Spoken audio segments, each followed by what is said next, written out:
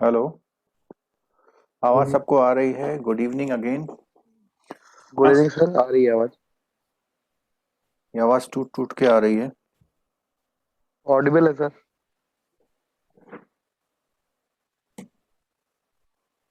Hello. Hello.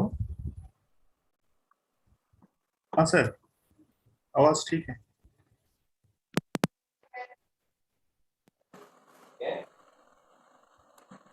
Hello. Hello. हाँ hello sir, sir. आवाज ठीक है। आवाज प्रॉपर नहीं आ पा रही ना?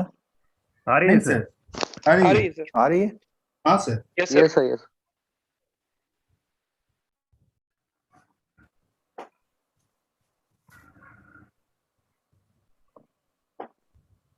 एक मिनट जरा चेक कर रहे हैं। धूल कहाँ में?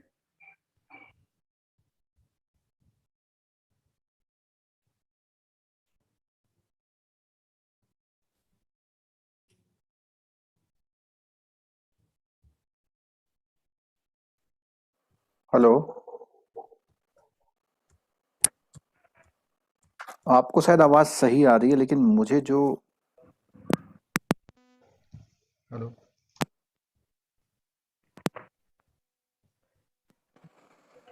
इसमें नेट कौन सा चल रहा है देखने का। Recording in progress.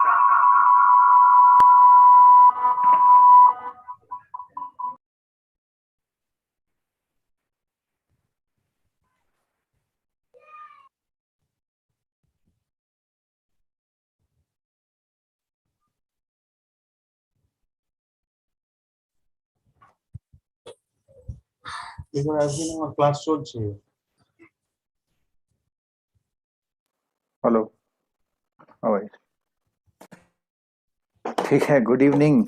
हाँ और सर, ये बोले। क्लास जो है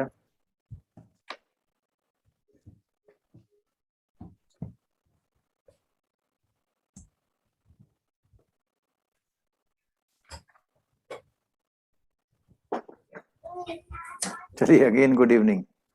तो क्लास जो है आज हमारा जो सर हमारे गुड लेसन्स इवनिंग। चल रहे थे क्रेडिट रिस्क वाले, उसके आगे बढ़ रहे हैं। तो आज से क्रेडिट रिस्क के थोड़ा न्यूमेरिकल पे काम करेंगे। उसके बाद हेयर कट, और ये ग्रेजुअली चलता जाएगा। आप लोगों से रिक्वेस्ट यही है कि रिवाइज करिए, नोट्स बनाइए, पढ़िए। सीआईबी को एमबीए में मत कन्वर्ट होने दीजिए, क्योंकि सर आफ्टर 2 अटेम्प्ट आपको ऐसा लगेगा कि आप एमबीए का एग्जाम दे रहे हैं। ठीक सर है। मिटिगेशन टेक्निक जो लास्ट में कराया था, हाँ। वो और एक बार। मिटिगेशन टेक्निक में उसमें हम लोगों ने नैरेटिव पढ़ा था ना, मतलब जो थ्योरी का पार्ट पढ़ रहे थे हम लोग। हाँ हाँ, तो कॉम्प्रिहेंसिव उसमें आप अप्रोच पढ़ाया हाँ। था। और जो हाँ, उसको पढ़ के कुछ जिस्ट समझ में नहीं आया। मैंने जिस पढ़ा समझ में था। नहीं आया। हाँ। हमारा लास्ट क्लास 21 को हुआ था ना। हाँ हाँ।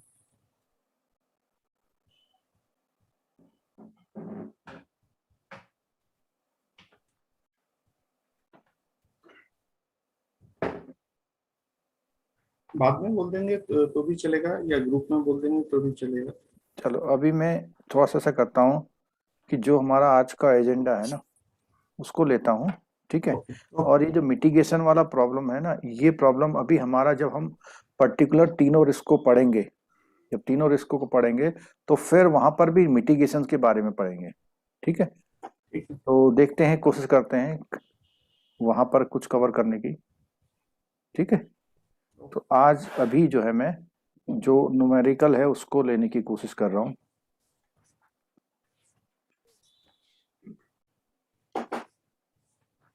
स्क्रीन शेयर हो गया ना आपको? हम्म।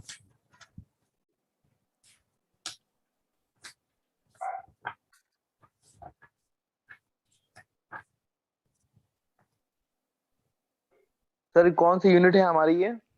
ये 10th। आप स्क्रीन पे देखिए, 10.9 9.5 दिख रहा है ना। जी सर। तो ये 10th यूनिट का है और 10.9.5 है, बुक में आप खोल सकते हैं।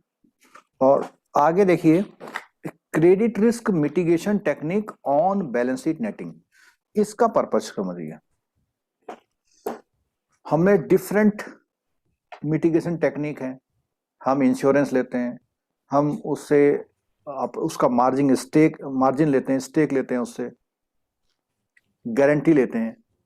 और ये भी एक टेक्निक है कि जो उसका ऑन बैलेंस शीट आइटम है उसको नेट करना, मतलब on balance sheet item means balance sheet में जो शो हो रहा है उस बैलेंस शीट वाले आइटम में कुछ एडजस्टमेंट करने हैं, जो एज पर बेसेल वो अमाउंट जितना शो हो रहा है वो उससे कुछ कम या ज्यादा हो सकता है या नहीं हो सकता है, तो उन चीजों को नेट करके निकालना। तो ये एक टेक्निक है, हम इसी को आज जो है कवर करेंगे। ठीक है, on balance sheet netting is confined to loans and advances and deposits, तीनों के बारे में, लोन, एडवांसेस और डिपॉजिट, इन सबका ऑन बैलेंस शीट में जो दिख रहा है उसको नेट करना। Where bank have legally enforceable netting arrangement involving specific lien, तो कई बार क्या होता है उसको कुछ प्रॉपर्टी पर जो लोन दिया उस पर लियन है उसका, विद प्रूफ ऑफ डॉक्यूमेंटेशन, यानी प्रॉपर डॉक्यूमेंटेड प्रूफ है। ठीक है, जब हम पढ़ रहे थे तो वहां पे हमने पढ़ा था कि लीगली हमको कोई कोई लेक्यूना नहीं छोड़ना, लीगली प्रॉपर करना, अगर लीगली काम सही करेंगे तो भी रिस्क मिटिगेट कर रहे हैं। They may calculate capital requirement on the basis of net credit exposure subject to the following condition. तो अब नेट क्रेडिट एक्सपोजर कैसे निकलेगा? तो सबसे पहले where a bank has a well founded legal basis, तो मैंने बोला था कि लीगल सिस्टम उसका अच्छा है, for concluding that the netting और offsetting agreement is enforceable in each relevant jurisdiction regardless of whether the counterparty is insolvent or bankrupt।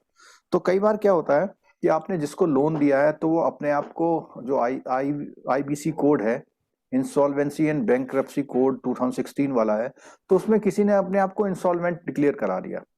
तो अगर वो इंसॉल्वेंट डिक्लेयर कराता है तो क्या आप उसकी प्रॉपर्टी को एक्वायर कर पाएंगे या नहीं कर पाएंगे? तो पहला पॉइंट तो उसने बोला आपके वहां लीगल सिस्टम बहुत साउंड होना चाहिए। ठीक है, और आप उस लीगल सिस्टम से जो भी आपके पास चीज है उसको आप एक्वायर कर पाए, उसको सेल कर पाए, रियलाइज कर पाए। दूसरा, is able at any time to determine the loans, advances and deposit with the same counter party that are subject to the netting agreement. अब यहां पर एक काउंटर पार्टी यहां बताई और द सेम, तो उसके जितने भी हैं कहीं पर भी किसी भी तरह के हैं, सारे काउंटर पार्टी जो आपकी सामने वाली है उसके कहीं पर भी कुछ है उसको आप क्या कर पाए, time to determine the loans and advances and deposit, आपको पता लग जाए कि क्या क्या कितना कितना अमाउंट है। C, monitor and control the relevant exposure on a net basis, तो जो भी एक्सपोजर है उसको नेट करना। नेक्स्ट पॉइंट है monitor and control its roll off risk, it may use the net exposure of loans and advances and deposits as the basis for its capital adequacy calculation in accordance with the prescribed formula। अब यहां ये बोलता है जब आप net exposure निकाल लेंगे तो उसमें आपको कैपिटल एडिक्वेसी कैलकुलेशन करनी है जैसा भी बेसिल ने आपको बताया हुआ है। ठीक है, loans advances are treated as exposure, तो लोन्स एडवांसेस को treated as exposure and deposit as collateral, the haircut will be zero except when a currency mismatch exists। तो यहां थोड़ा सा उसने हेयर कट करा।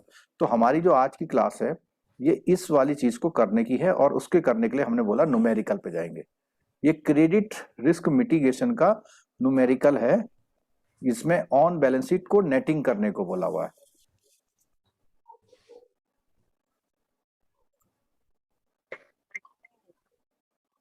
अपना बुक साथ में रखिएगा।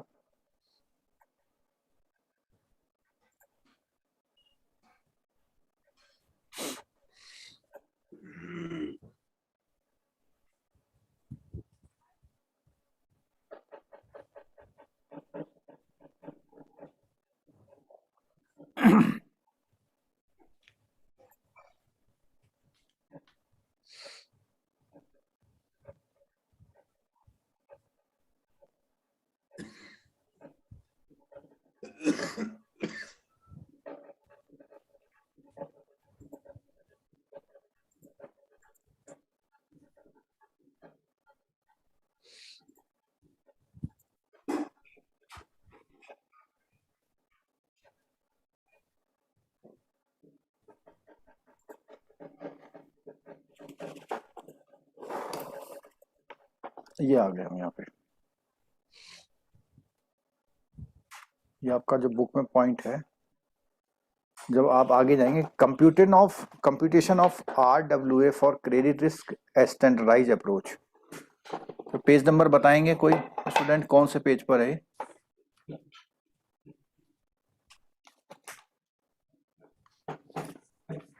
ये क्योंकि हमने इसको थोड़ा सा फॉन्ट को बढ़ाने के लिए पेज का एडजस्टमेंट आगे पीछे हो गया है।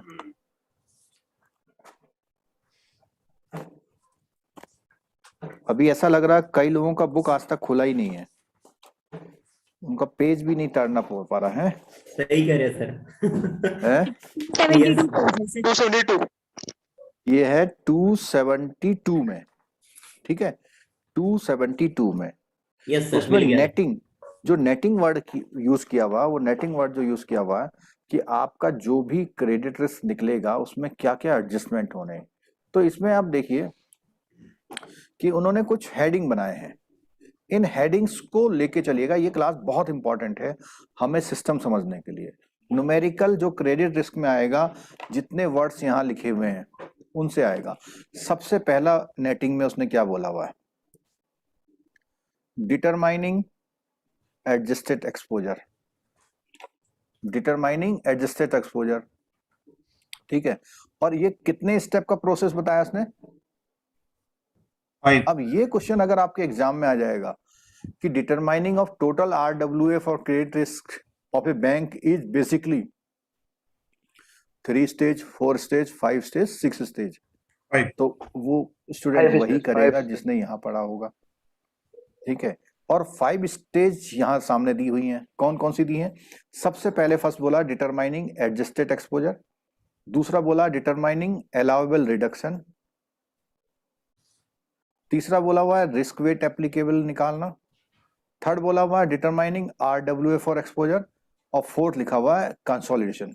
तो बेसिकली जो लास्ट वाला पॉइंट है, ये ऊपर की सारी एक्सरसाइज को कंसोलिडेट करना है, ठीक है।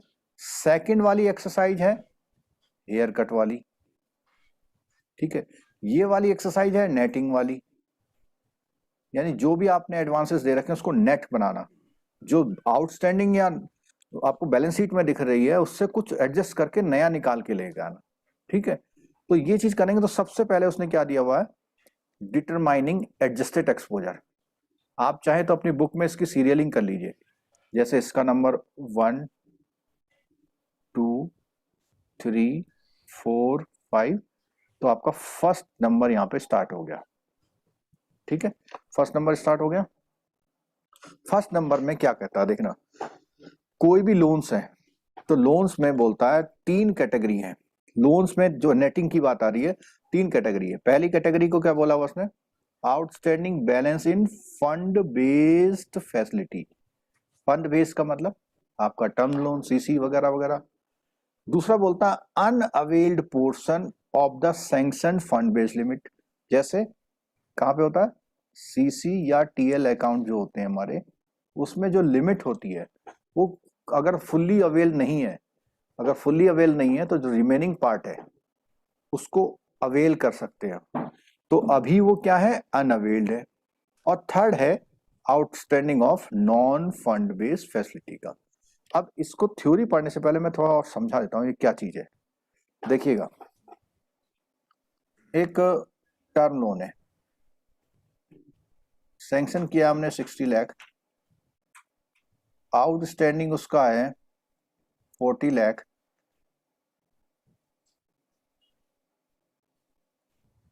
तो अनअवेल्ड कितना होगा? 20 लाख, 20 लाख। ठीक है। 20 CC में 80 लाख का सैंक्शन है, 50 लाख का आउटस्टैंडिंग है, तो अनअवेल्ड कितना होगा? 30 लाख। 30 डिमांड लोन है, सैंक्शन 50 लाख है, 50 लाख अवेल किया, तो अनअवेल्ड क्या होगा? 0। nil आपने कुछ LC किया हुआ है 100 का, और उसने अवेल अभी किया हुआ है 80 लाख का, ठीक है। तो ये जो ऊपर वाला पार्ट है ऊपर वाले पार्ट को हम लोग क्या बोलते हैं?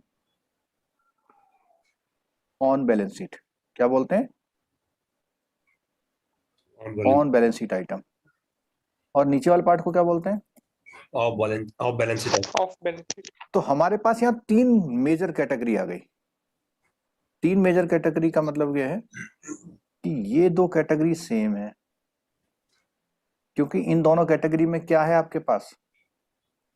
अनअवेल्ड। ये वाली कैटेगरी एक सेपरेट है जिसमें अनअवेल्ड नहीं है, और थर्ड कैटेगरी है ये 3 कैटेगरी है, 3 लाइनें हैं। ठीक है, अब मैं रेड कलर से जरा मैच कर रहा हूं। ये वाली जो लाइन है ये कहां पे आएगी?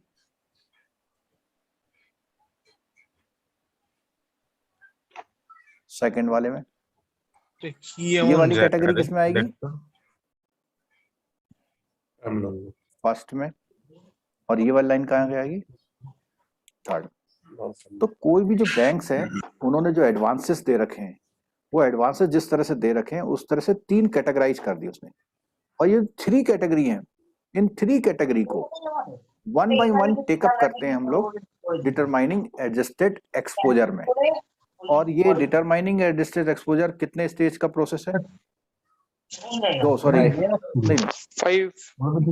नहीं, डिटरमाइनिंग एक्सपोजर तो सिंगल प्रोसेस स्टेज है।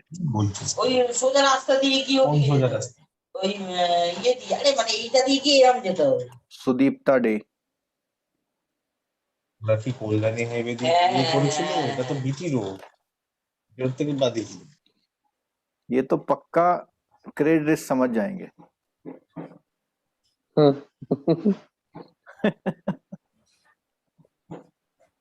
आप लोगों से रिक्वेस्ट रहती है थोड़ा सा कंट्रोल कीजिए ना। देखो, डिटरमाइनिंग ऑफ RWA इज कितने स्टेज प्रोसेस है? Stages. Determining total RWA for credit is a 5 stage process. उस 5 स्टेज में जो फर्स्ट स्टेज है that is known as determining adjusted exposure. Adjusted का मतलब आपको पहले से पता है कि कुछ कम ज्यादा करना। ठीक है, जो है उसमें क्या और चीज आनी है। ठीक, तो इसको करने के लिए जो है सीधे से हम इस पॉइंट पर आ रहे हैं। पहला पॉइंट कौन सा है हमारा? ये वाला। इस बेसिस से वो 3 भाग किया, इसी से जो लोन का 3 पार्टीशन किया ना। नहीं, लोन का नहीं, लोन का नहीं। आपके वहां जितने टाइप का लोन है उनका हमने 3 पार्टीशन किया। अच्छा, देखो, अगर आपका लोन फुल्ली अवेल्ड है, फुल्ली आपका लोन अवेल्ड है, तो कौन सा पार्टीशन है? ये वाला, क्योंकि उसमें कुछ भी बाकी नहीं रह गया। दूसरा है आपने कुछ पैसा ले लिया, कुछ बाकी रह गया। और थर्ड ये है कि अभी आपने पैसा कुछ नहीं दिया। एलसी और गारंटी में क्या होता है? पैसा आप कब देते हैं? फ्यूचर में। लेकिन आपने उतना कमिटमेंट किया हुआ है। तो बेसिकली ये कहता है ये तीनों टाइप के जो क्रेडिट या लोन्स हैं उनको एडजस्ट करो। जो फिगर बैलेंस शीट में दिख रहा है उससे कुछ कम ज्यादा करो उसको। ठीक है, अब करते हैं कम ज्यादा। तो सबसे पहला बोलता है जो आउटस्टैंडिंग बैलेंस है उसको टोटल ले लेंगे। This equals total of outstanding balance under fund based facility. यानी इसमें कोई भी एडजस्टमेंट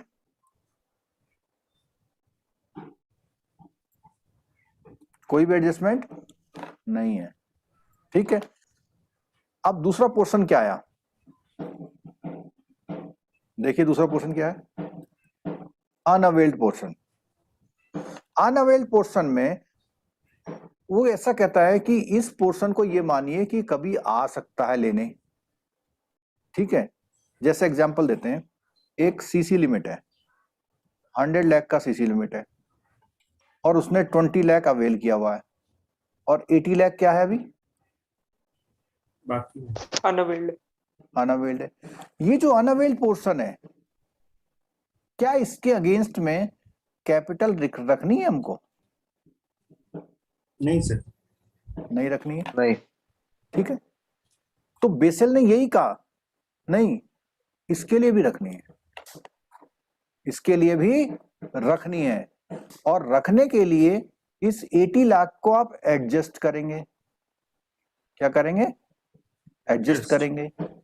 और 80 लाख का एडजस्टमेंट करने के बाद जो अमाउंट आएगा उसके अगेंस्ट भी आप क्या रखेंगे? कैपिटल। कैपिटल। तो बेसेल ने ये कहा कि जो आउटस्टैंडिंग दिख रही है दुनिया को पता है, लेकिन जो अनअवेल्ड पोर्शन है वो दुनिया को नहीं पता, और वो अनअवेल्ड पोर्शन किसी भी समय वो लेने आ सकता है। सपोज कीजिए 2 अप्रैल को ऐसे 1000 अकाउंट, ये जो एग्जांपल दिया हुआ, आपके पास चेक लेके आ जाएं, तो आप मना करेंगे उनको? No sir. नहीं। नहीं करेंगे। देना पड़ेगा। आपने दे दिया, तो एक ही दिन में आपका आउटस्टैंडिंग कितना बढ़ गया? 1000। 80 लाख इंटू 1000, 80 लाख इंटू 1000 यानी 80,000 करोड़। इतना पैसा आपका इमीडिएटली क्या हो गया? आउटस्टैंडिंग में आ गया। और उसके अगेंस्ट में आपने कैपिटल मेंटेन किया था? नहीं। तो अचानक से कैसे करेंगे आप? इसलिए बेसेल ने ये कहा जो अनअवेल्ड पोर्शन है, उसने कहा ठीक है कि सारा कस्टमर नहीं आएगा, लेकिन कुछ तो आ सकता है। वो कुछ आने को उसने क्या बोला, कितना परसेंट बोला? 20। 20%। 20%। क्या बोला? कि 20%। Facility would be equal to 20% of undrawn portion. तो अगर हम इसका 20% निकालते हैं 80 का, तो कितने लाख आ जाएगा? 16 लाख। और इस 16 लाख के बाद जो आपको पहले फिगर 20 लाख दिखाई दे रहा था, 20 लाख दिख रहा था, अब 20 प्लस कितना दिखाई देगा? 36। 16। अब आपको 36 दिखाई देगा। अब आप कैपिटल किस में मेंटेन करेंगे? 36 में। ठीक है, इसी को हम एडजस्टेड एक्सपोजर बोल रहे हैं। आपको पहले एक्सपोजर कितना दिखाई दे रहा था? 20 लाख का। अब एडजस्टेड 16 लाख का और हुआ, तो अब ये 36 मिला के हो गया एडजस्टेड एक्सपोजर। उसने बोला इसके अगेंस्ट आप कैपिटल मेंटेन करेंगे। ठीक है, तो अनअवेल्ड पोर्शन दो चीजों पे होता है, एक होता है सीसी पर और एक होता है किस पे? टीएल पर। डीएल पर अनअवेल्ड नहीं होता। क्यों? वो 50,000 का लोन लेने आया, उसी दिन आप उसका क्रेडिट कर देते, होता नहीं होता। तो ये बोला कि सीसी और टीएल पर आपको अनअवेल्ड पोर्शन को एडजस्ट करना है। सीसी पर कितना बोल दिया उसने? 20%। टीएल पर उसने बोला दो कैटेगरी, जो 1 ईयर वाला है, विद इन 1 ईयर वाला, उस पे तो 20%, और जो मोर देन 1 ईयर वाला है उस पे कितना है? 50%। अब अगर आप बुक में देखेंगे 3 लाइन जो है, इनको मैं रेड से कवर कर रहा हूं। पहला लाइन है सीसी के लिए। सीसी के लिए जो पोर्शन है उसने बोला वुड बी इक्वल टू कितने परसेंट? सीसी के लिए 20%। ठीक है, ये सीसी का हो गया। ये जो नीचे वाला दोनों लाइन है वो कौन से लोन्स के लिए है? टर्म लोन के लिए। टर्म लोन के लिए। टर्म लोन में दो कैटेगरी है। पहला कैटेगरी कौन सा है? एक साल के वाला, एक Within 1 year। 1 ईयर। तो विद इन 1 ईयर सीसी भी 1 ईयर था तो उसका 20% हो गया। और जो आफ्टर 1 ईयर है उसमें कितना परसेंट है? 50%। अच्छा, कोई लॉजिकली बताएगा कि आफ्टर 1 ईयर वाले में 50% क्यों रखा उसने? रिस्क बढ़ गया इसलिए। उसने इसलिए बढ़ा, जो बड़े प्रोजेक्ट होते हैं जितना प्रोजेक्ट आगे बढ़ता जाता है उतना वो बैक Cost नहीं हो involves a सकता। lot. सपोज कीजिए 50 करोड़ का बिल्डिंग बना रहे हैं, अगर आपने 40 करोड़ लगा दिया 3 साल में, तो आप 10 करोड़ भी डेफिनेटली लगाएंगे, यानी वो आपसे पैसा लेके जाएगा। कौन सा वाला? जो आपने उसको सैंक्शन किया हुआ Remaining, हाँ. रिमेनिंग पीरियड, उसके चांसेस बढ़ते जाएंगे।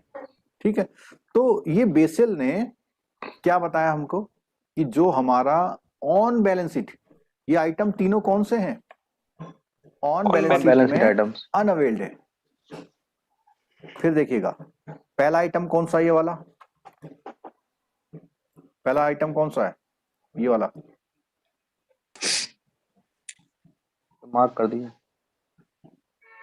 Outstanding balance. आउटस्टैंडिंग, यानी जो पब्लिक को दिख रहा है। दूसरा वाला कौन सा है? Unavailed Unavailed portion. portion. Unavailed unavail portion. ये Public किसको? को नहीं पब्लिक को दिख दिखता है क्या? नहीं नहीं नहीं दिख रहा. दिखता। कहां से मिलेगा ये फिगर आपको?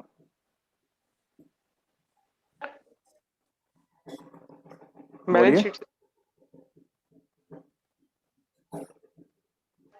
कंप्यूटर बताएगा मिलेगा कि आपका। नहीं सर? वो अनएबल कंप्यूटर बताएगा. ये सर. कंप्यूटर बताएगा कि अभी इतने लाख करोड़ का सीसी Sanction और लिमिट availed लोगों के ने बीच लिया में. नहीं है। लिया नहीं. ठीक है, और थर्ड आइटम कौन सा है? Non fund Off based balance sheet. Non fund based, third item.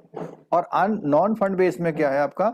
जो आपका गारंटी है, एक्सेप्टेंस है, परफॉर्मेंस गारंटी है, बिड बॉन्ड है, स्टैंड बाई एलसी है, नॉर्मल एलसी है, डॉक्यूमेंट्री एलसी है, अनकंडीशनल, ये इतने कोई भी प्रॉमिस हैं, ठीक है, उनको भी ट्रीट करना है। अब ये जितना मैंने अभी बताया आपको, ये हमें इस न्यूमेरिकल से समझ में आ जाएगा। ये क्वेश्चन दिया हुआ, और ये लास्ट टाइम या लास्ट टू लास्ट टाइम ये क्वेश्चन आया हुआ है। कुछ स्टूडेंट तो बता रहे थे डिटो बैंक बुक का ही आया था, सर नॉन फंड बेस का आया था नॉन फंड बेस्ड का आया था। हाँ, तो उसमें इसमें दो पार्ट है CCF ना नहीं इस दिया क्वेश्चन में। हाँ, इसमें जिसमें दो क्वेश्चन है ना, दो पार्ट है ना इस क्वेश्चन में।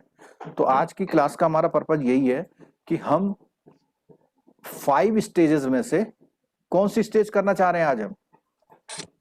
Adjusted एक state. एक्सपोजर एक स्टेज आज करेंगे, दूसरी स्टेज कल करेंगे। ठीक है, इस तरह बढ़ेंगे आगे, है ना? ठीक है, तो एक एग्जाम्पल दिया हुआ है। तो सबसे पहला उसने जो एग्जाम्पल दिया हुआ है, ये जो चार्ट दिया हुआ है आपको, ये 1 2 3 में से कौन सा चार्ट है? 1 2 3 समझे? आउटस्टैंडिंग, अनअवेल्ड और ऑफ बैलेंस शीट, कौन सा चार्ट है? Outstanding वाला है सर. आउटस्टैंडिंग आउटस्टैंडिंग है, बिल्कुल साफ साफ दिख रहा है, बैलेंस आउटस्टैंडिंग दिख रहा है ना? ठीक है, और लिमिट सैंक्शन दे रखा है। अगर आपका लिमिट सैंक्शन और आउटस्टैंडिंग बैलेंस सामने हो तो एक और क्रिएट हो सकता है।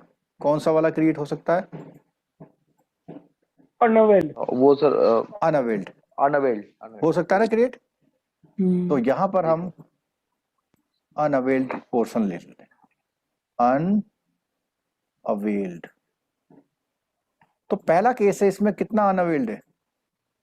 100 200 दूसरे को केस में 30 30, 30 थर्ड केस में 10, 10 10, फोर्थ केस में 160 160 160। ठीक है, ये लास्ट में टोटल है। 300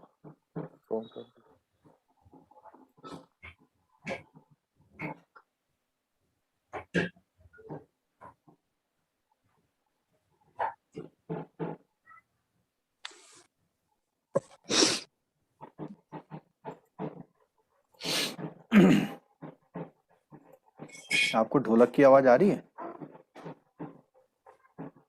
नहीं सर. आ रही है सर. अच्छी बात। आ रही है सर. आ रही है? चलो, ढोलक की आवाज से थोड़ा बचने की कोशिश करो। और हाँ, तो यहाँ पर एक चीज मैं और बताना चाहूंगा आपको। ये जो क्वेश्चन है, इसको मैं 2 पार्ट में डिवाइड कर रहा हूं। आपको रीजन बताना है 2 पार्ट में क्यों डिवाइड कर रहा हूं। ये आपका एक तरह से लिमिट वाला क्वेश्चन है, या ऐसे कह सकते हैं 1 ईयर वाला क्वेश्चन है, क्योंकि जो भी कैश क्रेडिट लिमिट होती है उसको हम शॉर्ट टर्म फाइनेंस मानते हैं, बिल परचेज करते हैं शॉर्ट टर्म मांगते हैं, पैकिंग क्रेडिट भी शॉर्ट टर्म होता है, ठीक है। और ये दूसरा वाला प्योरली क्या है, टर्म लोन है, ठीक। तो ये जो 3 कैटेगरी है इसमें अनअवेल्ड कितना है, 140। 140 140। तो 140 का डायरेक्टली कितने परसेंट करेंगे आप, 20 कर देंगे ना। 20%। तो 20 करते हैं अगर, तो कितना आता है, बनता है 28 28 लाख, ठीक है। दूसरा वाला जो हमारा टर्म लोन का है 160 का जो है, उसके कितने पार्ट करेंगे आप, 2 पार्ट, एक दो 20 एक दो पार्ट। 50, 2 पार्ट में से एक शॉर्ट टर्म और एक more long than term. 1 year। लेकिन ये क्वेश्चन पे एक- डिपेंड करेगा। इस लाइन को देखिए अब जरा, इसने बोला टर्म लोन अमाउंटिंग ₹1.6 लाख, जिसमें से 0.6 lakh is to be disburse within 1 year. 1 year। 1 year, और 1 लाख कब मिलेगा आपको, After 1 year. After 1 year. After 1 तो year। अगर हम इसको थोड़ा न्यूमेरिकल में करें, 160 का 2 पार्ट है, 60 और 100।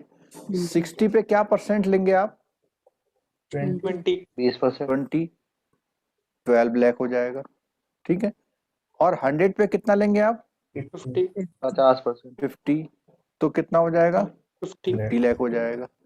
तो अगर मैं बात करूं एडजस्टमेंट की, तो कितना नया फिगर बन के आया, एक तो आया आपका ये 28 लाख, और एक बन 62 के आया आपका 62 62 lakh. 52। It means 80 28 90 62 62 plus 62 62 is equal to कितना हो गया, 90 90 90 लाख, 99 ठीक है। अगर आप लेमेन से देखेंगे सर तो रिकॉर्डिंग आपका आउटस्टैंडिंग कितना,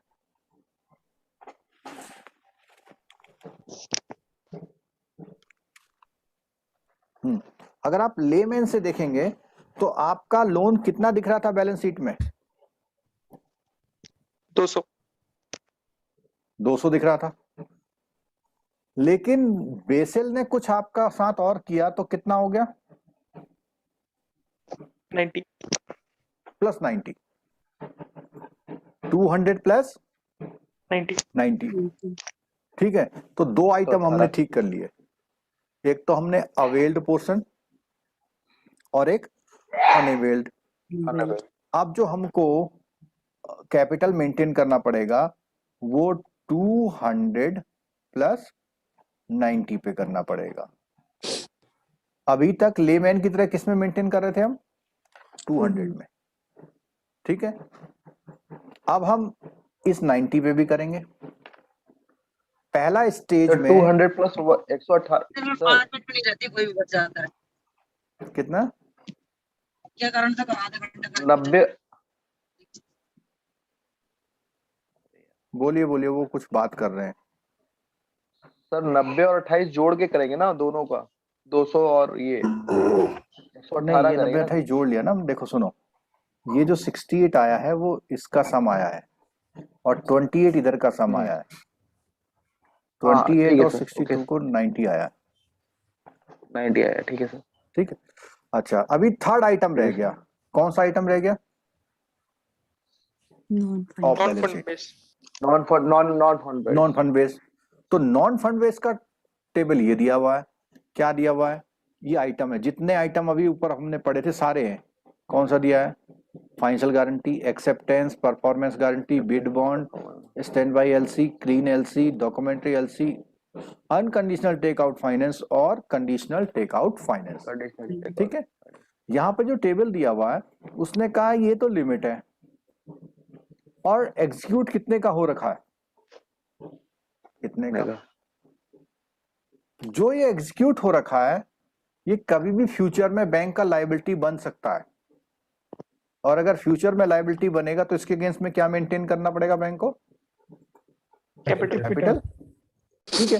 तो अब जो इस टेबल को हमने ये थोड़ा सा ऐसे करा कन्वर्ट, क्या करा इसने बोला कि भैया आउटस्टैंडिंग एक्सपोजर अभी ये है, और एक वर्ड नाम दिया इसने सीसीएफ, क्या नाम दिया CCF. सीसीएफ। CF ये सीसीएफ को बोला क्रेडिट कन्वर्जन फैक्टर, और यही सीसीएफ ऊपर भी था, कहां पर था, जब हम आउटस्टैंडिंग के अनअवेल्ड को यूज कर रहे थे। ये देखिए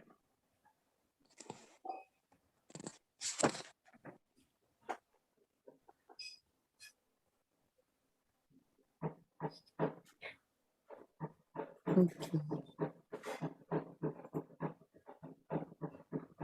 ये देखो, for computing credit equivalent non fund based exposure outstanding under non fund based facility are to be multiplied by the corresponding credit conversion factor. RBI has specified credit conversion factor for various non-fund based exposure enclosure 1 में। enclosure 1 book में आपके दिया हुआ है, उसमें सब दे रखा है कि किसके लिए कितना करना है। और मेरी एडवाइस ये है कि ये 7-8 आइटम है, इनके आप परसेंटेज याद कर लीजिए। कौन से परसेंटेज याद करने हैं आपको, ये परसेंटेज क्या है देखते हैं। तो उसने बोला फाइनेंशियल गारंटी ऑलमोस्ट क्या मान लें आप, 100%। 100%।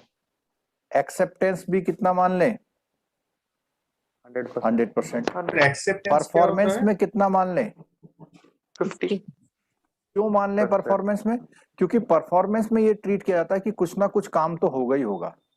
भाई किसी ने अगर ब्रिज बनाना है तो हाफ तो बनाएगा, अगला वाला हाफ ही तो बनाएगा फिर, ठीक है। बिड बॉन्ड में कितना माना उसने, 50%। अब यहाँ पे 3 कैटेगरी एलसी की दी है, सबसे ज्यादा रिस्की एलसी कौन सी मान रखी उसने, क्लीन डॉक्यूमेंट और डॉक्यूमेंट। क्लीन और डॉक्यूमेंट को, कि भैया ये तो कभी भी 100%। लेकिन वहीं पर डॉक्यूमेंट्री एलसी का रिस्क वो सीसीएफ कितना माना उसने, 20। कम माना है 20%। अच्छा टेक आउट फाइनेंस में अनकंडीशनल 100% और कंडीशनल में क्या है 50%। मींस अगर पहले से कंडीशन क्लियर है तो उसमें हाफ माना है, और कंडीशन क्लियर नहीं है तो 100 माना है, ठीक है। और अगर हम इन दोनों कॉलम को कन्वर्ट करें, 90 का 100% कितना हो जाएगा, 90। 90। 90। 80 का 100% 80 का 50%। सर एक्सेप्टेंस क्या होता है? एक्सेप्टेंस एक तरह से कोई एग्रीमेंट टाइप का है कि इतना फंड हमने जो है आपको एग्री कर दिया, जब आप कहोगे तो हम दे देंगे, एक प्रॉमिस है सिंपल। अभी जो है इन टेक्निकल वर्ड्स में नहीं वो करिए, अभी आप इसका प्रोसेस समझ लीजिए एक बार। अगर आप ये चीजों को गूगल भी करेंगे ना, कंडीशनल टेक ऑफ फाइनेंस क्या होता है, तो 4 लाइन मिल जाएगी उसमें। लेकिन ये जो 9 कैटेगरी है, इन 9 कैटेगरी के नेम और इनका सीसीएफ आपको याद रखना है, ठीक। तो यहां पर 20 का 50% 10, 50 का 100% 50, 50 का 50, और इस तरह से निकाला। एक फिगर और निकल के आ गई, क्या फिगर निकल के आई, 453। एक्चुअल में कितनी शो हो रही थी वो, 560। 560। तो आप कितना ट्रीट करेंगे उसमें से, 453। अगर आप देखेंगे तो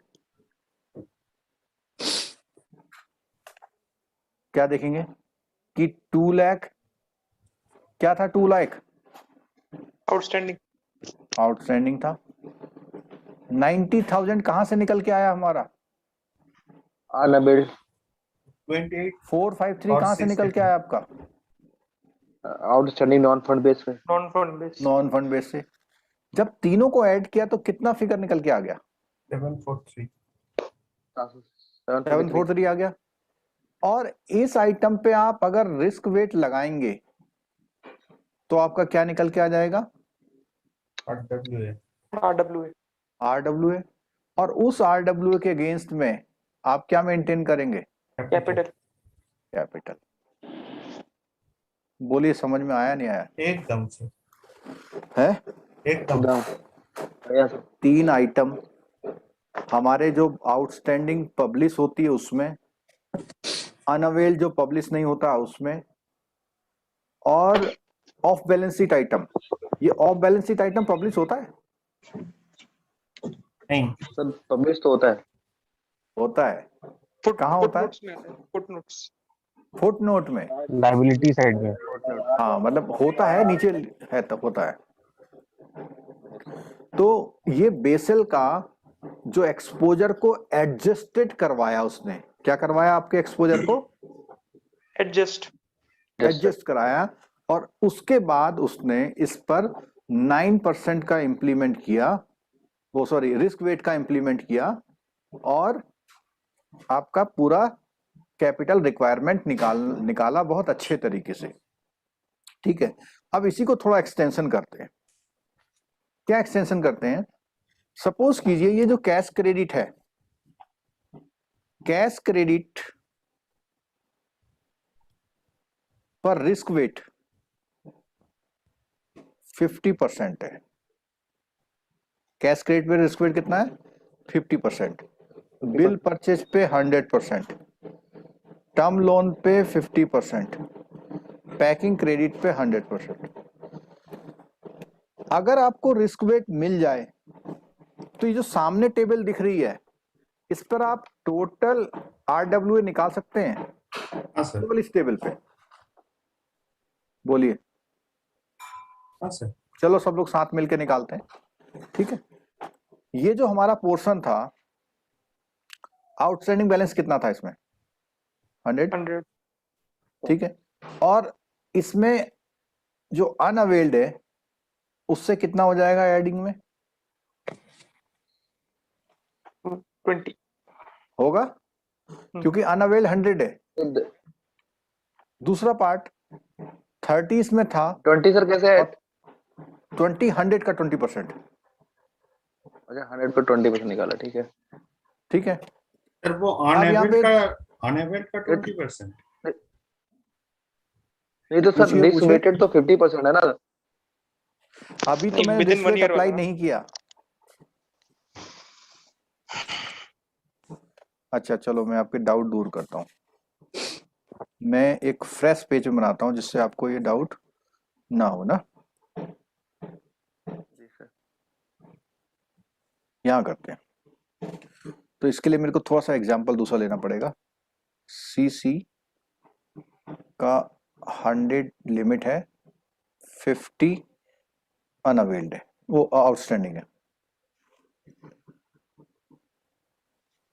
सीसी का लोन है, लिमिट है मेरा 100 और आउटस्टैंडिंग है 50 और अनअवेल्ड है 50। ठीक है, ऐसे मेरा बिल फाइनेंस है, बिल परचेज है, 80 लाख का लिमिट है, आउटस्टैंडिंग मेरा 40 लाख है।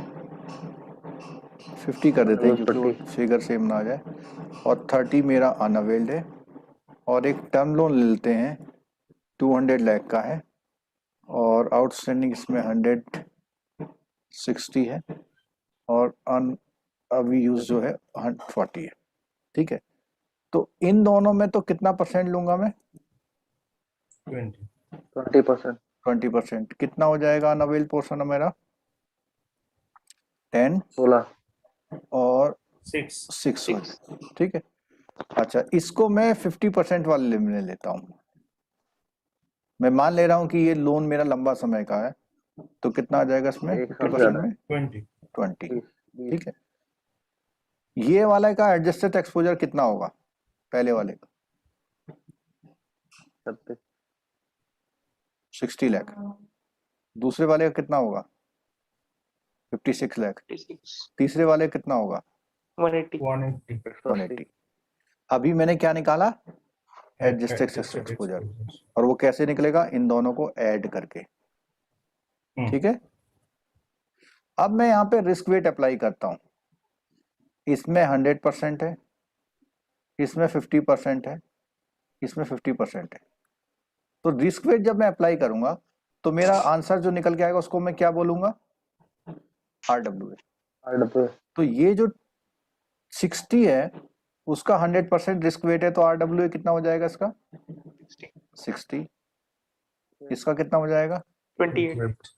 Yes. और इसका कितना हो जाएगा? 28 90 90 90। अब मैं ऐड कर लेता हूँ इसको, 178 है 178। ठीक है, इसको भी एडजस्टेड एक्सपोजर को भी ऐड कर लेता हूँ मैं। कितना हो जाएगा यहाँ पे? 6 296 296। इसको भी मैं आउटस्टैंडिंग को भी अभी यूज कर लेता हूँ। ठीक है, तो 260 आप देखिए जो आपकी पिक्चर क्या कहती है, और इसको भी ऐड कर लेता हूं मैं 36। ठीक है, जो अनअवेल्ड वाला है। ये पिक्चर आपको 3-4 इंफॉर्मेशन दे रही है। वो कहती है कि जो आपने अवेल कर लिया है वो कितना है, कितने लाख है? 260 लाख है। अवेल 260 लाख जो आपने नहीं अवेल किया वो कितना है? 36. नहीं 36 सॉरी, लाख है। ये था ना, एक नहीं। मिनट, ये है सॉरी, अनअवेल्ड कितना है ये? 120। ठीक है, और जो आपका अनअवेल्ड से कन्वर्ट होके आया वो कितना है? 36 को बोलते हैं इक्विवेलेंट क्रेडिट। क्या बोलते हैं? Equivalent credit. Equivalent credit means unavailed portion को कन्वर्ट करने के बाद आपने इक्विवेलेंट क्रेडिट बना लिया 36 का। अब एडजस्टेड एक्सपोजर कितना हो गया आपका? 296 यानी अवेल्ड और इक्विवेलेंट क्रेडिट को ऐड कर लिया आपने। ठीक है, और या इसको हम एसेट भी बोलेंगे। लेकिन आप देखिए कि आपका आरडब्ल्यूएस से कम आया, ज्यादा आया? कम आया तो क्या ये हमेशा कम आएगा? नहीं, जिसका रिस्क वेट ज्यादा होगा उसको ज्यादा हाँ, आएगा। ज्यादा भी आ जाएगा। ज्यादा भी आ सकता ठीक है, लेकिन एक चीज बिल्कुल डेफिनेट है कि जो आपका एडजस्टेड एक्सपोजर है वो आउटस्टैंडिंग से हमेशा क्या होगा? ज्यादा होगा। ज्यादा होगा। किस कंडीशन में? अगर अनअवेल्ड पोर्शन है तो, और अगर अनअवेल्ड नहीं है तो सेम रहेगा सेम रहेगा। Risk wait depending on the कौन सी फैसिलिटी आपने दे रखी है उसके अकॉर्डिंग रिस्क वेट होता है अप्लाई।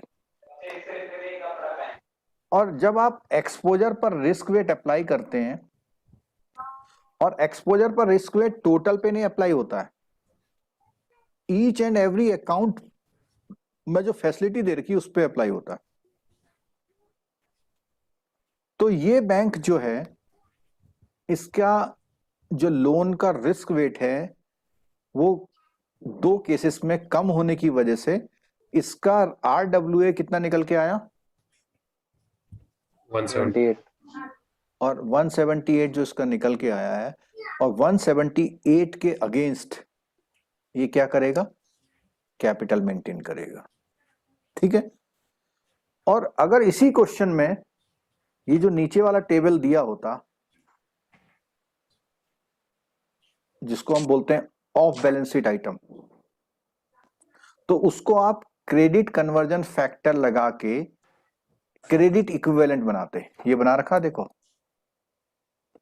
वर्ड क्या यूज किया है? Credit equivalent. तो नॉन फंड एक्सपोजर का क्रेडिट इक्विवेलेंट निकाला हुआ है। और इसके बाद इसका जो अगला प्रोसेस होगा वो क्या होगा? आरडब्ल्यूए। और आरडब्ल्यूए निकालने के लिए ईच एंड एवरी एक्टिविटी में आपको क्या चाहिए? रिस्क वेट चाहिए। ठीक है, तो अगर इसका रिस्क वेट एक ट्रीट कर लें, सभी में 100% है, तो आरडब्ल्यूए कितना निकलेगा इस क्वेश्चन का? सेम होगा 453 सेम होगा। ठीक है, Hmm. अब जो है इसका जो एनेक्सचर 1 है वो देखते हैं। हमने आरडब्ल्यूए निकालने का पहला वाला, फर्स्ट वाला स्टेज कवर किया अभी। अब एनेक्सचर 1 को देखते हैं। एनेक्सचर 1 क्या कहता सर। है? ये हमारा बैंक में अप्लाई होता है? बिल्कुल, अपेक्स लेवल पे सब में अप्लाई होता है। अच्छा, आपका बैंक से मीन्स सर डीसीबी डीसीबी से ये नाबार्ड के ऊपर है, वो जैसा फॉर्मेट बना के देता है ना इंश्योर में। ओके देखो इसमें एक चीज है कि हम लोग शायद ऑफ बैलेंस शीट एक्सपोजर नहीं लेते, हम लोग लेते हैं गारंटी और ये जितने फॉरेन एलसी वेलसी नहीं सर नहीं करते, तो इसका मतलब हमारा थर्ड पॉइंट तो चला गया इसमें। अनअवेल्ड वाला पोर्शन अप्लाई होना चाहिए, लेकिन जो नाबार्ड का जो कोऑपरेटिव बैंक के लिए बेसल का फॉर्म देता है ऑनलाइन, उसमें हमें कॉलम देखना पड़ेगा क्या वो सैंक्शन लिमिट मांगता है। अगर वो सैंक्शन लिमिट मांग रहा है तो फिर कैलकुलेट होता होगा, ठीक है। और डिस्ट्रिक्ट कोऑपरेटिव बैंक को कई चीजों में लिबरल रखा गया है, जैसे बेसल में, ठीक है। चलो, तो ये इनक्लोजर 1 दिखा बुक में आपको, टेबल 10.2 है। Excellent sir. कौन सा पेज में है ये है 282 पेज पे, दिख रहा है ना। इसमें वो जितने कितने आइटम थे 9 ना, लेकिन इसमें आप देख रहे हो आइटम ज्यादा है। 10 इसमें कितने आइटम है? 13 13 अब 13 में से 13 कौन है। कौन सा आइटम एक्स्ट्रा आ गया है? एक तो ये आ गया foreign exchange contract such as cross currency, लेकिन इसमें स्टार दिया हुआ है। Positive value of total replacement cost by marking to market plus 1% of principal amount if residual maturity is less than 1 year और 5% ऑफ प्रिंसिपल अमाउंट। ठीक है, तो इसने बोला हुआ है अगर आपने कोई फॉरेन एक्सचेंज के कॉन्ट्रैक्ट किए हुए हैं, फॉरेन एक्सचेंज के कॉन्ट्रैक्ट किए हुए हैं जिसमें पीरियड 1 से कम है, तो कितने परसेंट कर लेंगे आप? 1%, ठीक है। और अगर आपका रेजिडुअल मैच्योरिटी 1 साल से ज्यादा है तो कितने परसेंट करना है? 5%। 5%। ठीक है, तो इतना आप प्लस कर लेंगे उसमें, ठीक है। तो जो दिखाई दे रहा है उसमें 1% या 5% प्लस कर लेंगे, ठीक है। सेकंड में दिया हुआ single currency interest rate swap, उसमें दिया हुआ total replacement cost obtain by marking to market with positive value only if the value is negative is to be. तो नेगेटिव वाले में तो लेना ही नहीं है, पॉजिटिव वाले में जितना पॉजिटिव वैल्यू है वो लेना। थर्ड क्या दिया हुआ उसने? 3 स्टार वाला दिया हुआ है कि the replacement cost obtain by marking to market with positive value of कितना परसेंट है? 0.5%, ठीक है। कब है? जब आपकी रेजिडुअल मैच्योरिटी कितनी है? 1 और मोर है। Where residual maturity is less than 1 year it will be equal to replacement cost. अगर 1 साल से कम की है तो इसमें ये 4-5 लाइनें पढ़ने से हमें एक चीज क्लियर हुआ कि जितना मैच्योरिटी रेजिडुअल मैच्योरिटी कम होगा उतना एडजस्टमेंट कितना हो, क्या कम होगा ज्यादा होगा? कम होगा, मतलब उसमें रिस्क कम है। अगर आपने लंबे समय के लिए लिखा हुआ है तो उसमें बोला हुआ 5% करना है, ठीक है। और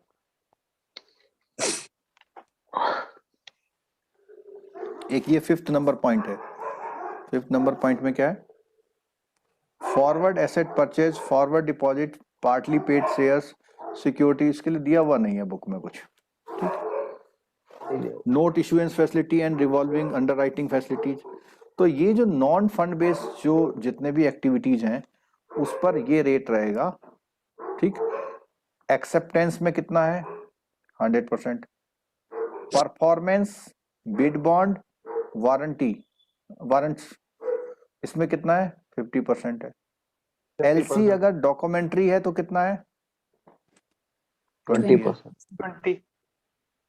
cell and purchase asset sale with recourse where credit risk remains with the bank 100%। तो ये जो क्रेडिट कन्वर्जन फैक्टर है किसके लिए यूज होते हैं? ऑफ बैलेंस शीट आइटम के लिए, ठीक है। क्लियर हो गई बात? चलो, अब ये जो थ्योरी का काम था वो हमने किया। एक ये वाला क्वेश्चन भी आज कर लेते हैं, कंप्यूटेशन ऑफ करार वाला। कौन सा वाला? कंप्यूटेशन ऑफ करार। एक क्वेश्चन दिया हुआ सिंपल, आपकी बुक में ही है, देखिए। कौन से पेज में है? 281। कोई स्टूडेंट ऐसा तो नहीं बैठा जो पुरानी बुक लेके बैठा हुआ? पुरानी बुक हटा दीजिए बिल्कुल, सर अगर है पुरानी तो। कौन सा एडिशन सर? ये व्हाइट वाली जो बुक है। हाँ सर, व्हाइट वाली मेरे पास है सर। हाँ, व्हाइट वाली रखनी है, वो पहले रखनी ब्लू है? वाली आती थी वो नहीं। अच्छा ठीक ठीक है। है। ओके। हाँ, इसमें देखिए क्वेश्चन है सिंपल सा। इसने कहा the following example would clarify approach further. Bank has computed tier 1 capital कितनी है इसकी? 1400। टीयर 2 कितनी है? 1200।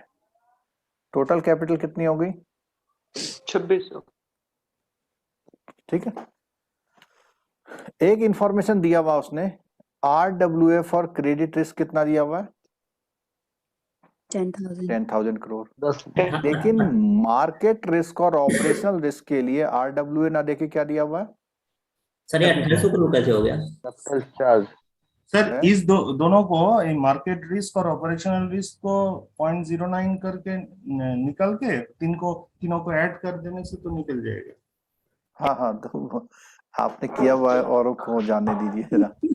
ठीक है। हाँ, तो पहला चीज उसने पूछा हुआ है कि RWA करार निकालना है, और करार निकालने के लिए हमारे पास RWA होना चाहिए। तो एक RWA तो है हमारे पास। कौन सा वाला RWA? Credit risk. Credit risk का। जो बाकी का कैपिटल चार्ज दिया हुआ उसको अगर हम 0.09 से डिवाइड करते हैं तो जो हमारा आंसर आ रहा है वो आंसर हमारा RWA बनता है। नीचे एग्जाम्पल भी किया हुआ है, सॉल्यूशन भी किया हुआ है नीचे। और जब हम इनको ऐड करते हैं तो हमारा 18,889 ये क्या निकला हमारा? Total RWA। Total RWA। ठीक है। और करार निकालने का फॉर्मूला क्या है? करार निकालने का formula Total Tier capital. 1 plus Tier 2 capital upon divided by RWA। RWA। तो टोटल कैपिटल हमारा कितना है? 2600। 2,600. अच्छा, मैं 28 लिख रहा हूँ पे, किसी ने बोला भी था ना।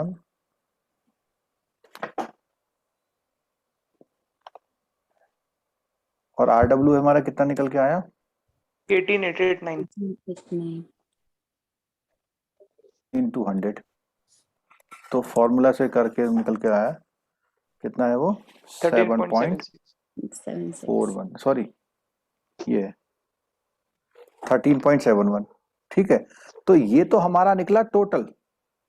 अगर हम कहेंगे टीयर 1 का निकालो, तो टीयर 1 में इस कैपिटल की जगह जो 2600 लिखा है तो क्या रखेंगे यहाँ पे? 1400। 1400। 1400। लेकिन टोटल RWA वही रहेगा, तो उससे कितना निकलेगा? टीयर 1 7.41। 7.41। ठीक है। ऐसे टीयर 2 निकालेंगे तो टीयर 2 में ऊपर क्या रखेंगे? 1200 इंटू 1200। 100 अपॉन 18,889। तो वहां से इसमें निकाल रखा है क्वेश्चन में? नहीं निकाल रखा। कितना आएगा बताइए? चलो 6.35।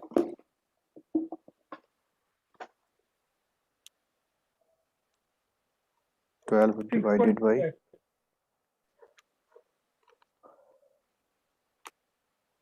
6.35 है। ठीक है, क्लियर हो गया ना पॉइंट? अच्छा, अब एक क्वेश्चन और है मेरा। इसने निकाला कि टीयर 2 कितना निकल रहा है? 6.35। कितना निकल रहा है? हाँ। तो क्या हम टीयर 2 को 6.35 ले सकते हैं? नहीं सर, वो तो 2%। Maximum to कितना ले सकते हैं मैक्सिमम? 2%। 2%. 2%। 2% ऑफ किसका? RWA. RWA का। तो RWA का 2% कितना होता है? तो एक तरह से हम ऐसा बोलेंगे, एलिजिबल कैपिटल कितना होगा इसका? एलिजिबल करार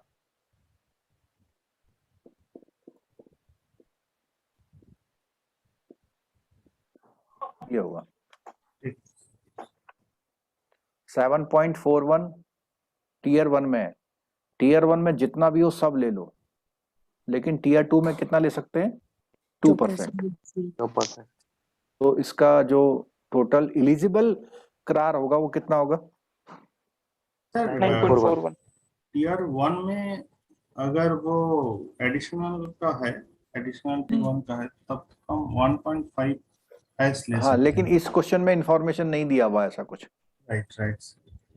अगर यहाँ पे ये 81 में वो कुछ क्लियर कर देता, सपोज कीजिए 81 में वो 400 लिख देता,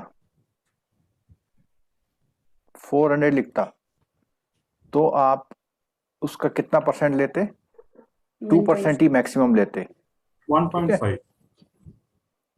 हाँ सॉरी 1.5। हाँ, किसका 1.5? RWA। 2600 का। हाँ, क्लियर होगी बात ये? है सर। चलो, इस क्वेश्चन में था नहीं तो इसलिए हम लोग साइलेंट है इसमें। और ये वाला पॉइंट मैंने पहले ही बताया था कि जो कैपिटल चार्ज होता है, capital charge by dividing the 0.09 to compute RWA। कौन से रिस्क के लिए? Market and market risk and operation risk. ये कॉन्सेप्ट क्लियर हो गया ना? हाँ सर।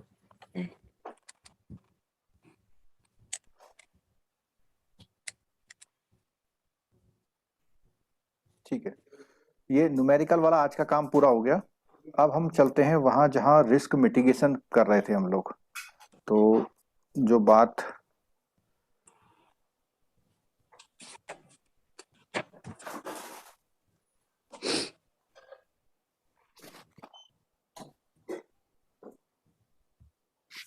कम से कम एक बार तो पूरा किताब पढ़ना जरूरी है।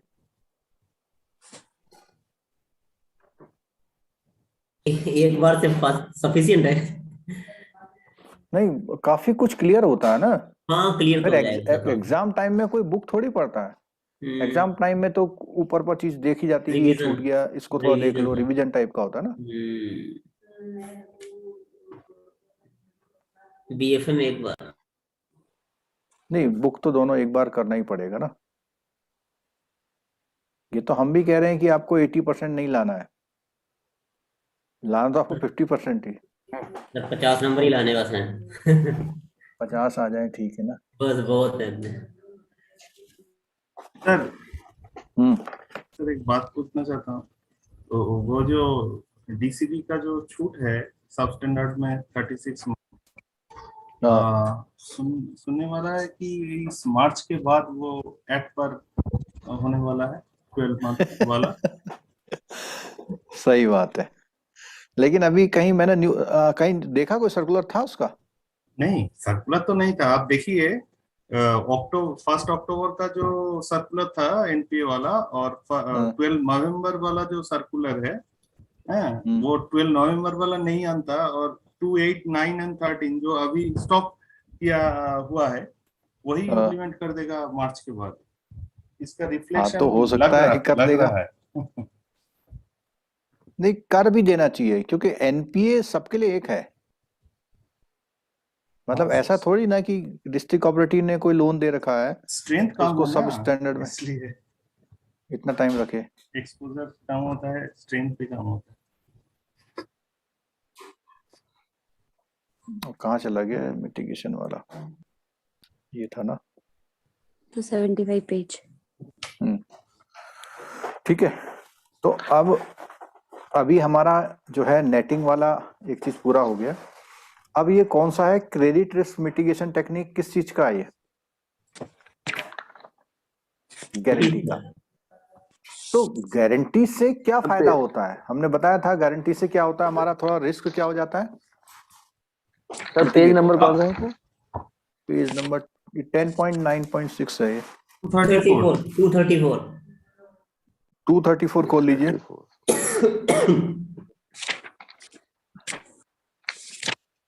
ठीक है सर, थैंक यू। 234 हो गया सर। ठीक है, तो ये कहता है कि एक ये भी टेक्निक है।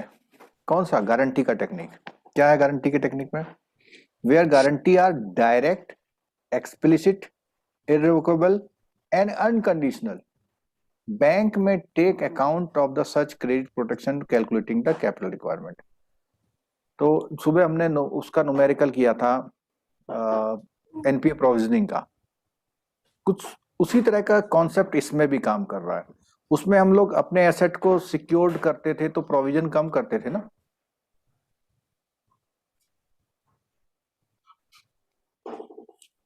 नहीं करते थे? करते थे। ये जो क्लास में अटेंडेंस कम है ना, इसी रेशियो में रिजल्ट भी आता है सीआईबी का। Yes sir. तो इसलिए रिक्वेस्ट है सारी क्लास अटेंड करो, जितना ज्यादा क्लास अटेंड करेंगे उतना ज्यादा थोड़ा समझेंगे चीजों को। कहीं भी नहीं होगा तो इस बार नहीं होगा तो अगले बार तो होगा। सर रिकॉल हो जाएगा ना, एग्जाम पेपर में रिकॉल रिकॉल अगर होगा तो फर्क पड़ता है क्वेश्चन के यस बहुत फर्क पड़ता है सर। ठीक है, एक बार सुना हुआ तो लग जाएगा कि हाँ सुना हुआ है ना सर। हाँ। A range of guarantor are recognized. अब रेंज ऑफ गारंटर रिकॉग्नाइज का मतलब क्या है कि किन लोगों की गारंटी को लेंगे तो रिस्क को कम लेना है। As under 1988 accord, a substitution approach will be applied. Thus, only guarantee issued by the entities with a lower risk weight than the counterparty will lead to reduced capital charge, since the protected portion of counterparty exposure is assigned the risk weight of the guarantor, whereas the uncovered portion retain the risk of the। तो इसका simple सा मतलब ये है कि जब आप guarantee ले रहे हैं, जो काउंटर पार्टी है अगर उसका रिस्क वेट मतलब वो उसकी क्रेडिट वर्दीनेस कम है तो कोई फायदा नहीं है। यानी जो गारंटर है उसके लिए बोल रहा है with a lower risk weight than counter party, उसका रिस्क वेट काउंटर पार्टी से कम होना चाहिए। जैसे आपने किसी को लोन दिया, उसका जो रिस्क वेट है 50% है और गारंटर का रिस्क वेट 60% है, तो क्या आप गारंटी लेंगे? नहीं लेंगे। नहीं लेंगे। मतलब गारंटर की जो गुडविल है वो बोरोवर से क्या होनी चाहिए? अच्छी होनी चाहिए, ज्यादा होनी चाहिए ना, ज्यादा होनी चाहिए, या उसको कह दें उसका रिस्क वेट लोअर होना चाहिए, कम होना चाहिए। हाँ। Yes, sir. ये पॉइंट समझ में आया? यस सर समझ गया। ठीक है। Yes sir. अब है detail operational requirement for guarantee eligible for being treated as CRM. ठीक है, इसमें क्या क्या चीजें हैं? क्रेडिट रिस्क मिटिगेशन में गारंटी अगर आप ले रहे हैं तो कैसे कैसे करेंगे? तो बोलता a guarantee sir counter party will lead to reduce capital charge, इसका सर क्या मतलब है? हाँ बताते हैं कि अगर आप गारंटर को कम रिस्क वेट वाला ले रहे हैं, अगर आप गारंटर को कम रिस्क वेट ले रहे हैं तो उसको उतने अमाउंट को एडजस्ट करेंगे, आपके लिए उतने लोन पर कम कैपिटल रिक्वायर्ड होगा। जैसे एग्जांपल बताता हूं, आपने 100 लाख का लोन दिया और आपने गारंटी ले रखी है, तो आप जो कैपिटल चार्ज मेंटेन करेंगे वो पूरे 100 पे नहीं करेंगे, उसमें से वो अमाउंट माइनस कर देंगे जो गारंटी कवर्ड है। ठीक है, अगर सपोज कीजिए 50 पे गारंटी है तो आप कैपिटल चार्ज कितने मेंटेन करेंगे? 50 पे। यहां लिखा देखो, एक पॉइंट और मैं क्लियर करता हूं आपको, येलो कलर से लिखता हूं, whereas the uncovered portion retained the risk weight of the underlying counter party. तो जैसे मैंने बोला कि 50 पे तो कवर नहीं है गारंटी का, तो इस पर तो आप जो भी काउंटर पार्टी का रिस्क वेट है वो मेंटेन करेंगे। ठीक है, और जितना कवर है, अब सपोज कीजिए कि ये 30% रिस्क वेट है, किसका? गारंटर का। तो जितना उसने कवर किया उस पर कितना रिस्क वेट लगाएंगे? 30%। पॉइंट क्लियर हो रहा नहीं हो रहा?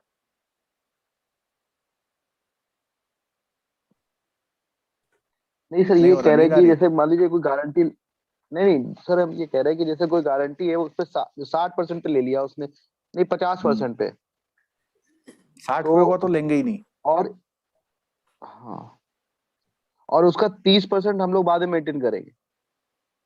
नहीं नहीं, देखो मैं रेड कलर से इसको काट रहा हूं।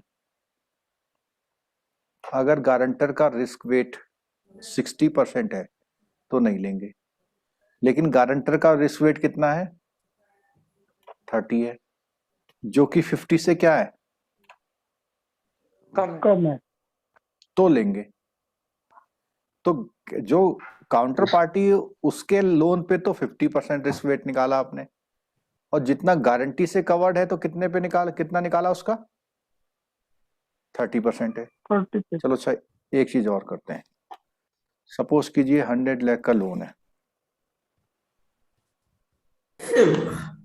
100 लाख का लोन है, और ये पूरा गारंटी से कवर है, ठीक है। 100%, ठीक है। जो काउंटर पार्टी है, काउंटर पार्टी का मतलब लोन लेने वाली, उसका रिस्क वेट है 60% और गारंटर का रिस्क वेट है 20%। तो कोई कैलकुलेट करके बताएगा रिस्क वेट एसेट कितना आएगा इसका?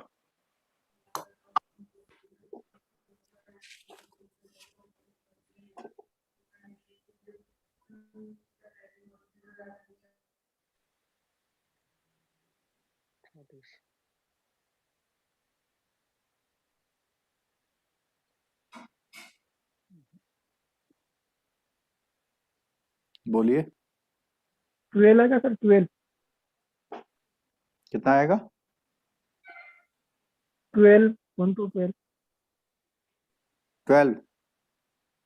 कोई और आंसर?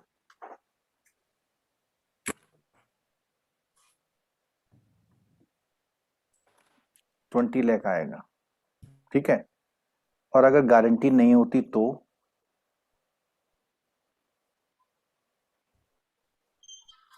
तब 60 आएगा। 60 आएगा। अभी भी नहीं समझ पा रहे? सर रिपीट कर दीजिए सर एक बार। देखो जितना लोन लिया है, लोन कितना लिया उसने? 100 लाख का। 100 लाख। पूरा अमाउंट उसने गारंटी दे दिया आपको, और 100 लाख के 16 घंटे। जिससे गारंटी दिया उसका रिस्क वेट कितना है? 20%। और काउंटर पार्टी का कितना है? 60।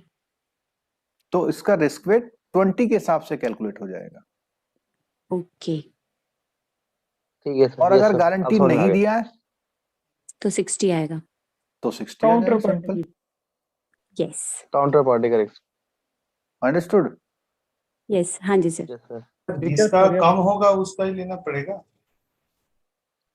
नहीं। जिसका हाँ ठीक है, नहीं नहीं ठीक है, ठीक है। इसको दूसरी तरह से बोलते हैं कि गारंटर का अगर रिस्क वेट ज्यादा है तो लेना ही नहीं है। किसको नहीं लेना है? गारंटी को। तो ऑटोमेटिक वो काउंटर पार्टी वाला आ जाएगा। ओके, तो कम तो ठीक है। हर वक्त कम गारंटर ही होगा। हाँ, मतलब एक तरह से ये कंक्लूजन निकल के आया कि रिस्क वेट वो लेंगे जो जिसका गारंटर कम का है, होगा। ठीक है। और मजे की बात एक और है कि जब गारंटर का रिस्क वेट ज्यादा है तो अभी इसने एक बात बोला था कि आपको उसका लेना ही नहीं है, बोला था ना? हाँ जी सर। उसने बोला था कि भाई ऐसे केसेस में उसका कोई कैलकुलेशन करना ही नहीं है, ठीक है।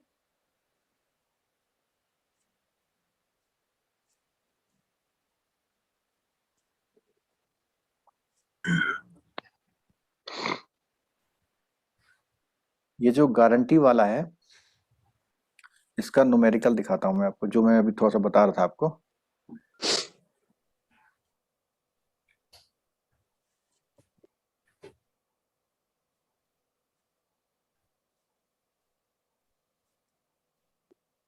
वैसे कई बार देखा है मैंने कि जब हम लोग ऑफलाइन क्लास लेते हैं ना, वो बड़ा मजेदार क्लास होता है।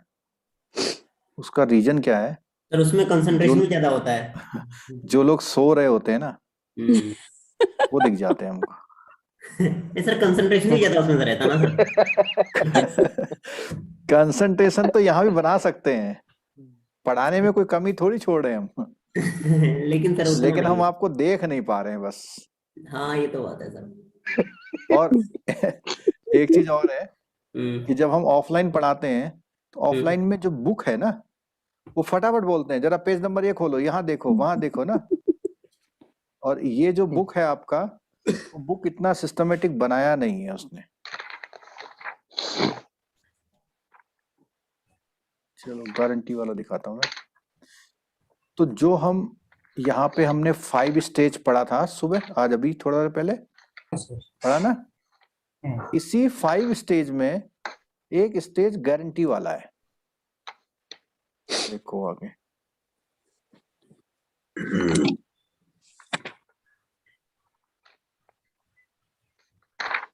ये सब पढ़ाएंगे हम।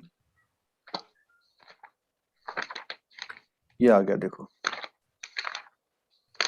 आ गया।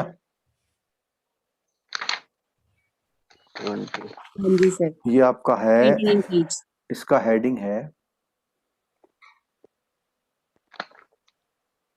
Determining applicable risk. Great.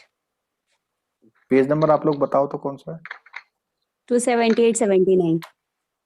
278। 278। हाँ जी सर। 278 और 7, हाँ 79 में दिया हुआ। तो उसमें risk wait exposure covered under eligible guarantee. Guarantees.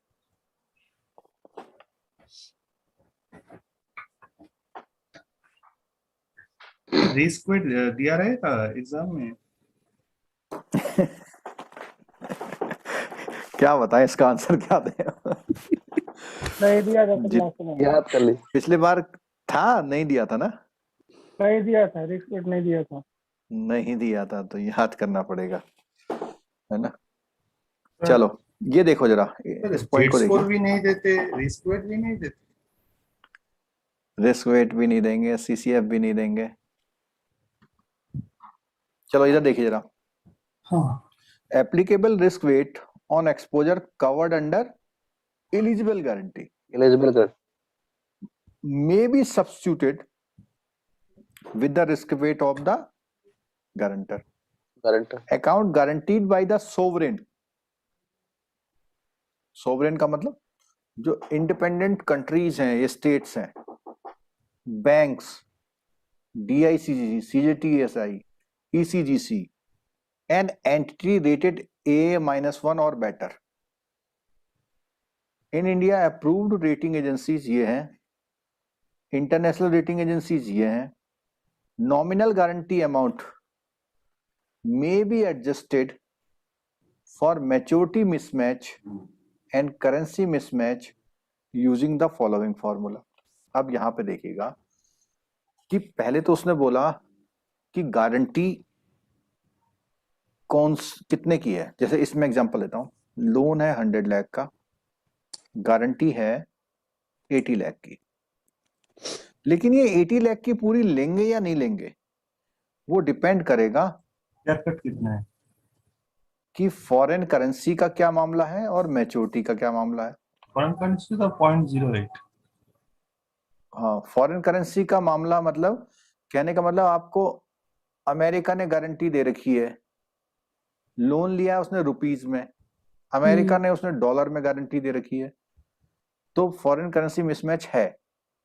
तो अगर हम इसको, इसी एग्जांपल को ऐसा कर लें, इसको डॉलर में लिख लें और अमाउंट रुपीज में ले लें, तो 80 लाख का मतलब हो जाएगा 80 इंटू 1 माइनस, इसको मैं सीधे सीधे कितना परसेंट कर दे रहा हूं, 92%। तो 80 का 92% कितना होगा? 8% हट जाएगा ना, 6.4 यानी 73.6 लाख। 3.6। ये कोई किसी को कुछ समझ में आया थोड़ा सा? हाँ सर। ये समझ आया। जिन्होंने हेयर कट वाला पहले किया उनको तो जरूर समझ में आया होगा, लेकिन अभी एक कॉमन बात ये समझ लीजिए कि अगर गारंटी आपका डिफरेंट करेंसी में है, तो जितने अमाउंट का गारंटी है उसका 8% कम कर देंगे आप। तो अगर आप 8% कम करते हैं तो इस 100 लाख का जो एसेट है एडजस्ट होने के बाद कितना हो जाएगा?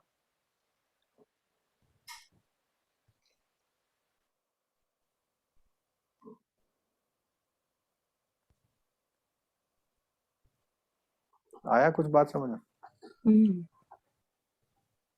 और पहले कितना था?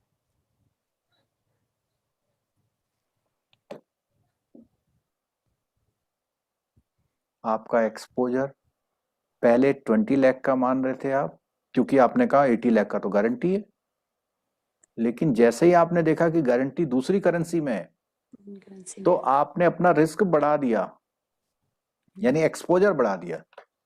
अपना एक्सपोजर एडजस्ट करके 20 लाख से कहां पहुंचा दिया? 26.4।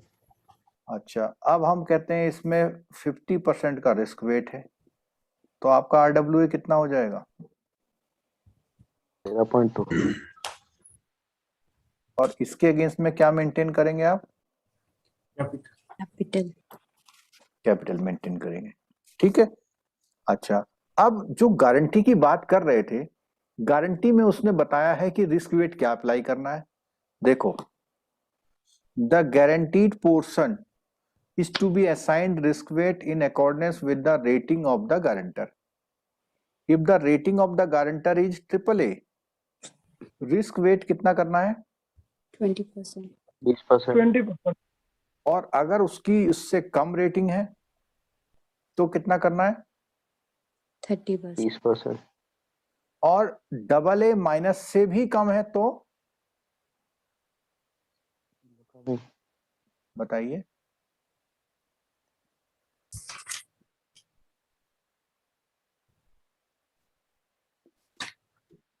Not accepted. नॉट एक्सेप्ट करेंगे।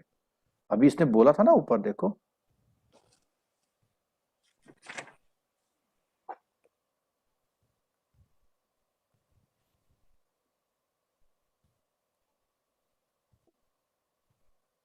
ये बोला था AA माइनस या उससे बेटर गारंटी रेटिंग होगी तो ही लेंगे, नहीं तो लेना ही नहीं है। AA माइनस अगर होगा तब तो चलेगा ना? तब चलेगा, लेकिन उसमें भी उसने बोला हुआ है जिसका AAA है, AAA वाले में रिस्क वेट कितना रखना है? 20%. 20।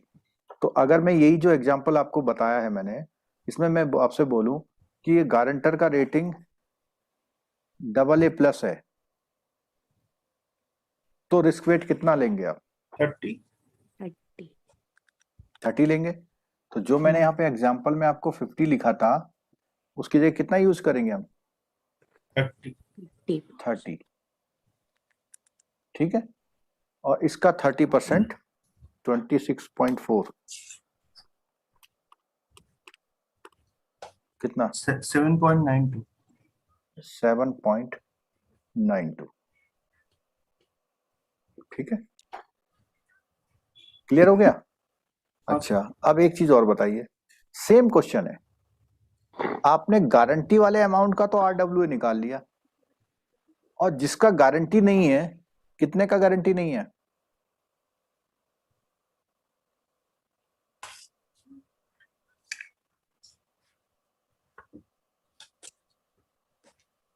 ट्वेंटी गारंटी नहीं है ना?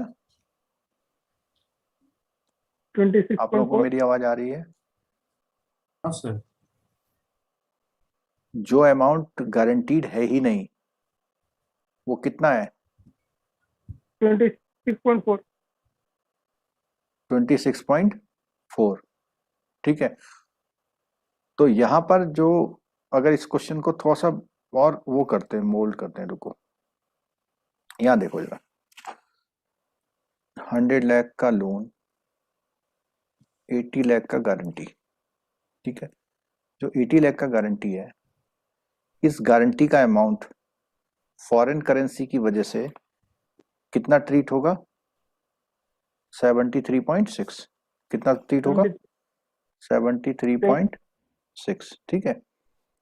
तो 26.4 नॉन गारंटी हो गया और 73.6 पॉइंट क्या हो गया, गारंटी।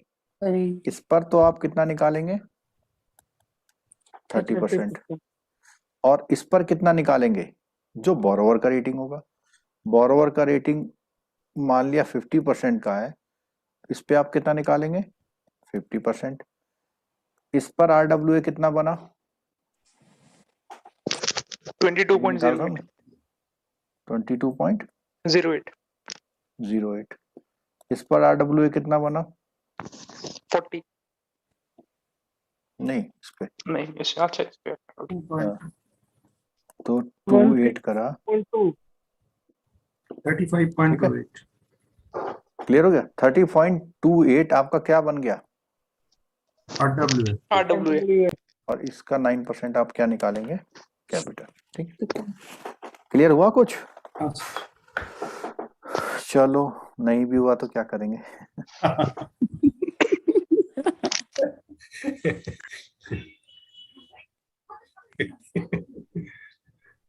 चलो तो अभी हमने इसको इतना किया है, कल हम हेयर कट बहुत इंटरेस्टिंग टॉपिक लेंगे, ठीक, हेयर कट को कवर करेंगे। और आपसे रिक्वेस्ट है, अगेन रिक्वेस्ट है कि स्टडी करिए, ठीक है। यूट्यूब में divide capital charge by capital, एक शिव विष्णु जी ने क्वेश्चन पूछा हुआ है कि why we divide capital charge by capital adequacy, ठीक है। तो उसका रीजन मैं बता देता हूँ आपको, अच्छा क्वेश्चन है, आप लोग भी सुनिएगा।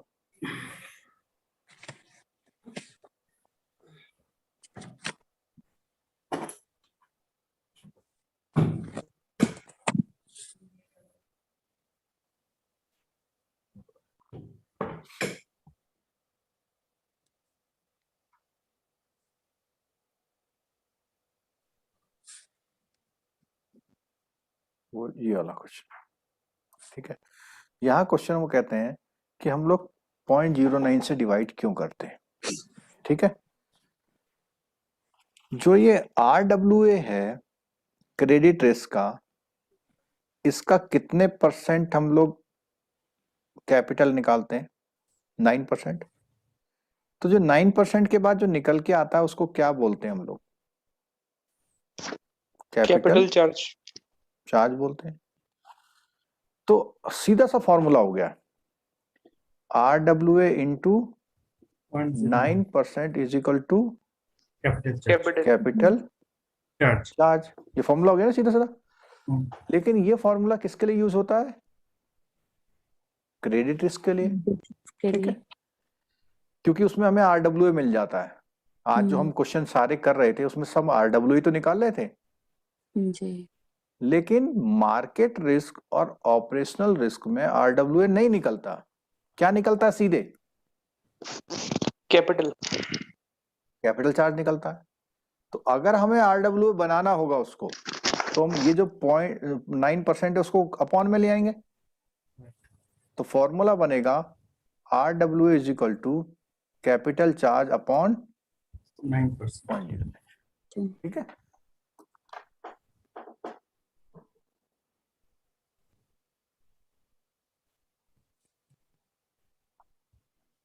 चलिए जी, कल सुबह जो क्लास है